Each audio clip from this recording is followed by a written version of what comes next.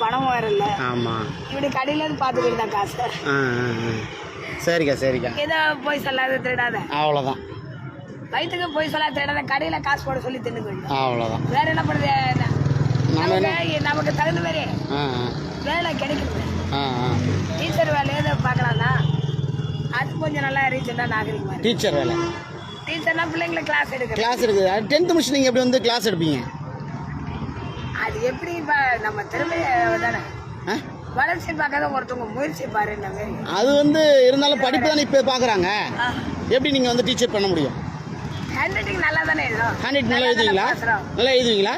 இந்த தமிழ்நாட்டில் சிவகங்கை மாவட்டம், கன்னியாகுமரி மாவட்டம்லாம் சொல்லும் போது ஓகே ஓகே. திருச்செந்தூர் எல்லாம் சுற்றுலா வராங்களா, முருங்கையில கடலாம். ஆமாம். திருச்செந்தூர் கடல முருங்கையில, அப்போ திருச்செந்தூர் மாவட்டம். ஆமாம். கன்னியாகுமரி கடலில் பிடிக்கிறாங்களா, கன்னியாகுமரி மாவட்டம் தான். சிவகங்கை இந்த ஒரு மாவட்டம் தான்.